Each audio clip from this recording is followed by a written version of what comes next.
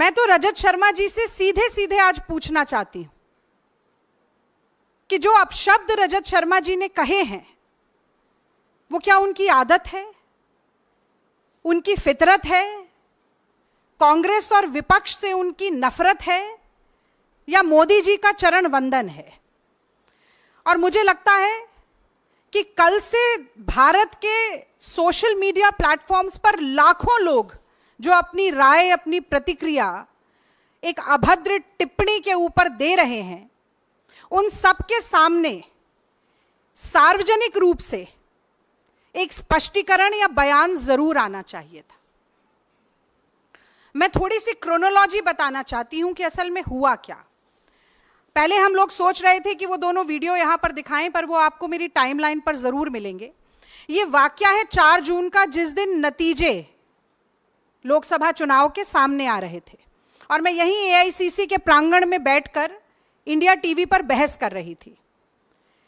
अब होता ऐसा है कि अगर एंकर और प्रवक्ता साथ में बोल रहे हों, कांग्रेस की बढ़ती हुई टैली को देखकर गर्मजोशी का माहौल हो, शोर शराबा हो और टीवी स्क्रीन सामने ना हो, तो अक्सर बुदबुदाकर या धीरे से अगर कोई बात कही जाती है तो वो सुनाई नहीं दे पाती है। उस दिन मैं नहीं सुन पाई, मेरे सामने टीवी स्क्रीन भी नहीं थी। फिर ये वीडियो अचानक से वायरल होना शुरू हुआ।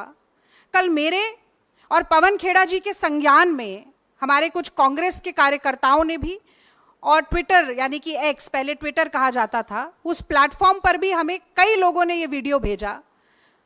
और मैं सच कहती हूं, पहले तो यकीन नहीं हुआ कि रजत शर्मा जैसे व्यक्ति सार्वजनिक तौर पर एक लाइव डिबेट में इतनी भद्दी गाली का प्रयोग कर सकते हैं।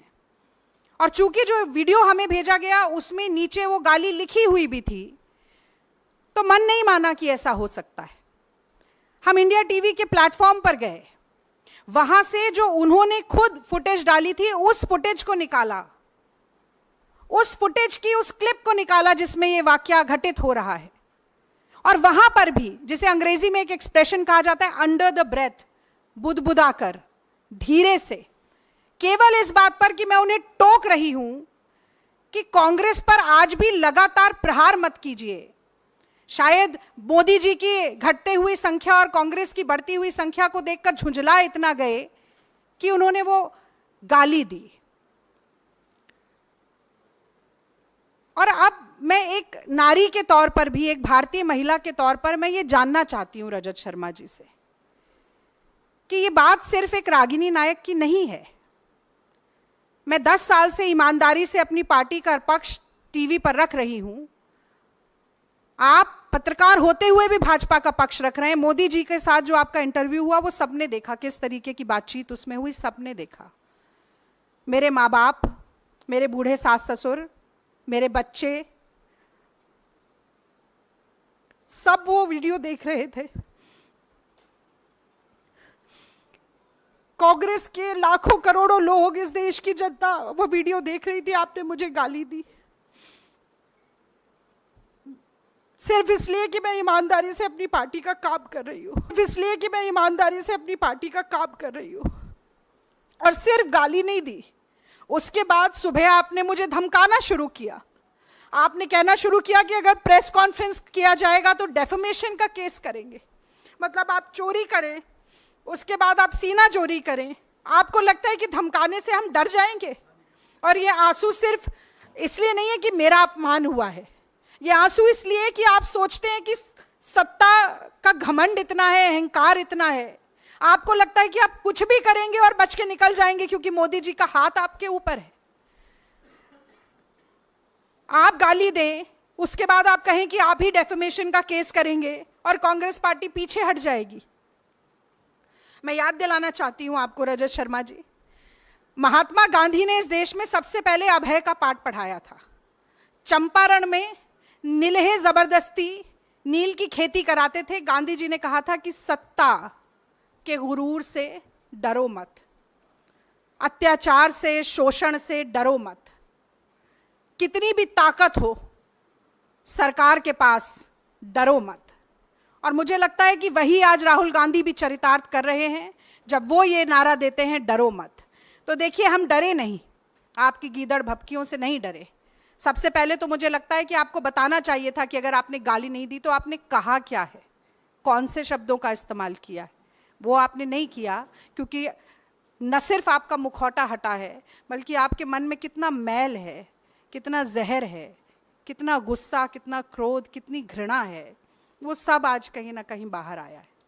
तो आज विलंब हुआ, हमने सुबह 12 बजे प्रेस वार्ता रखी थी, उसके बाद ये क्रिमिनल कंप्लेंट हमने लॉन्च की है, ये आपसे हम शेयर करेंगे।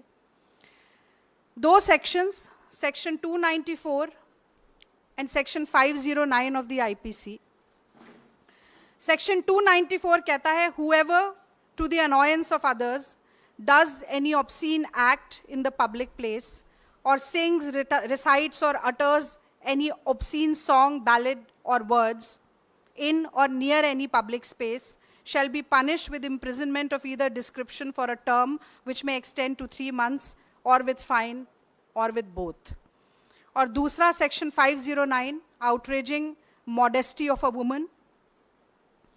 Whoever intending to insult the modesty of a woman utters any words, makes any sound or gesture, or exhibits any object intending that such word or sound shall be heard, or that such gesture or object shall be seen by such woman, or intrudes upon the privacy of such woman, shall be punished with the imprisonment for a term which may extend to 3 years, and also with fine.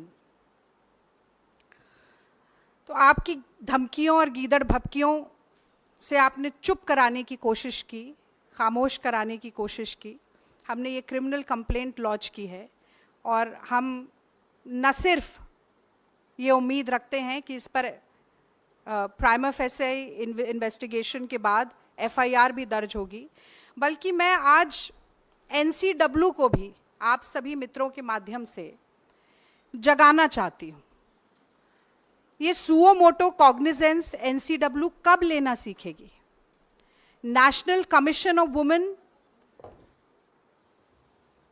को कठपुतली की तरह नचाना मोदी सरकार कब बंद करेगी? हमने पहलवान बेटियों की पीड़ा देखी, उनकी छाती पर लातें मारी गईं, उनको अपने मेडल सड़क पर छोड़ने पड़े, हर तरह का दुर्व्यवहार हुआ। तो मोदी जी से बहुत ज़्यादा अपेक्षा नहीं है, पर एक बार फिर आज गेंद उनके पाले में भी है कि कहीं ना कहीं नारी शक्ति की बात करना, नारी वंदन की बात करना, तमाम बड़े बड़े नारे देना नारियों से संबंधित, आज उन सभी का एक बड़ा फैसला, उनका सत्यापन करने का एक बड़ा फैसला वो ले सकते हैं। और मुझे लगता है कि आगे बढ़कर इस मसले पर बोलना चाहिए। और अंत में मैं ये बात जरूर कहना चाहती हूं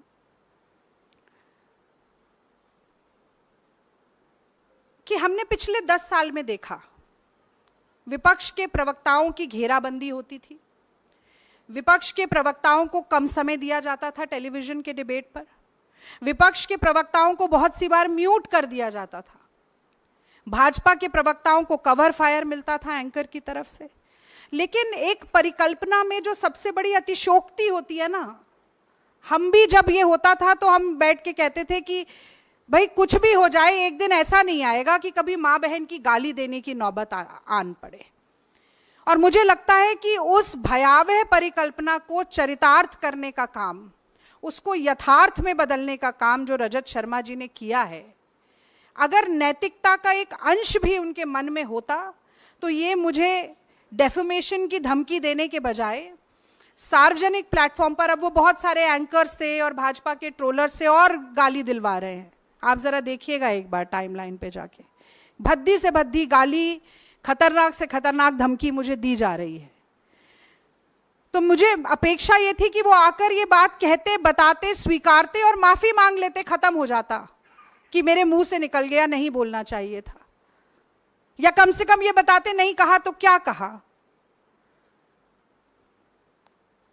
तो ये जो घमंड है, ये जो धृष्टता है, ये जो अहंकार है, ये जो अहम है कि अगर सत्ता का हाथ मेरे सर पे है, मेरी पीठ पर है, तो मैं कुछ भी कर गुजरूंगा और मेरा कोई कुछ नहीं बिगाड़ सकता, इस घमंड को तोड़ना जरूरी है। इसलिए हम ये लड़ाई लड़ रहे हैं। और मुझे तो बड़ा आश्चर्य होता है, विद्यार्थी परिषद से संबंध रखते हैं रजत शर्मा जी, मुझे लगता है इनकी शायद ये प्रशिक्षण वहीं से शुरू हो गया था।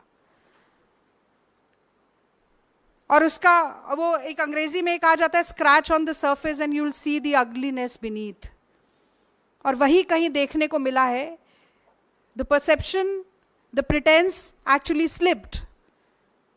और अंदर के भीतर की कितनी कड़वी सच्चाई है वो एक बार एक झलक में निकल कर आ गई। तो एनसीडब्ल्यू इस बात का संज्ञान ले। प्रधानमंत्री नरेंद्र मोदी अगर इस देश की नारी शक्ति के प्रति लेश मात्र भी श्रद्धा रखते हैं, सम्मान रखते हैं मन में, तो इस बात का संज्ञान ले। और रजत शर्मा जी सावगोई के साथ आकर जो 2 सवाल मैंने पूछे कि आपने क्यों कहा, और अगर नहीं कहा तो क्या कहा, ये धमकियां देने के बजाय ये बात आकर बताएं, क्योंकि आपकी अदालत तो बहुत लंबे समय तक करते रहे, आज जनता की अदालत में वो खड़े हैं। और मुझे लगता है कि ये सिर्फ रागिनी नायक का अपमान नहीं है, ये पत्रकारिता पर एक बड़ा लांछन है। आज पत्रकार साथी अगर एकजुट होकर नहीं कहेंगे कि ये गलत है, नहीं होना चाहिए, तो आज एक रागिनी नायक के साथ हुआ है, कल किसी और के साथ होगा। किसी की भी माँ बहन बेटी के साथ अब गाली गलौज की नौबत आ जाएगी, लाइव डिबेट में, लाइव चैनल्स पर ऑन एयर गालियां बकी जाएंगी। और ये सिर्फ मेरी बात नहीं है, कहीं ना कहीं इस देश की सारी महिलाएं आज कह रही हैं, पत्रकार बंधुओं से कह रही हैं कि लाज राखो मेरे घूंघट पट की। और यही बात एक बहुत ही दुख भरे मन के साथ मैं आप लोगों से साझा करना चाहती थी इस प्रेस वार्ता के जरिए। यदि कोई भी सवाल आपके मन में है, आज इसी विषय पर बोलूंगी, तो जरूर मैं जवाब देना चाहती हूँ।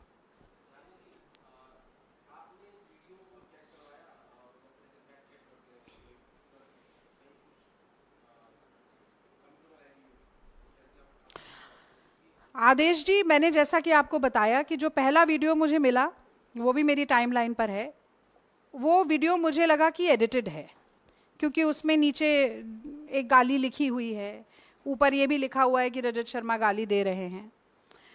पर उसके बाद इंडिया टीवी ने जो लाइव शो अपने ही प्लेटफॉर्म पर शेयर किया, उसमें से वही फुटेज लेकर हमने वो सेक्शन, वो पार्ट, वो क्लिप आपको दिखाई है। अगर वो मॉफ्ड है तो इंडिया टीवी अपने ही सीनियर मोस्ट एडिटर की मॉफ्ड वीडियो क्यों शेयर करेगा? वो किसी और प्लेटफॉर्म से नहीं ली गई, उसके साथ कोई छेड़खानी नहीं की गई। और जो आप जांच की बात कर रहे हैं, मुझे लगता है ओनस ऑफ प्रूफ इस वक्त परपिट्रेटर पर है, अग्रेसर पर है, जिसने गलती की है उसके ऊपर है। तो अगर ये जांच की मांग होती है, वो जांच करवाएं। ना वो मांग कर रहे हैं, ना हाँ कह रहे हैं, ना कह रहे हैं। उन्हें लग रहा था कि एक लीगल धमकी देंगे और सारी बात खत्म हो जाएगी, ऐसा हुआ नहीं। अब ये क्रिमिनल कंप्लेंट भी है, तो ये हम बीच में छोड़ने वाले नहीं हैं, अंत तक इस लड़ाई को लेकर जाएंगे।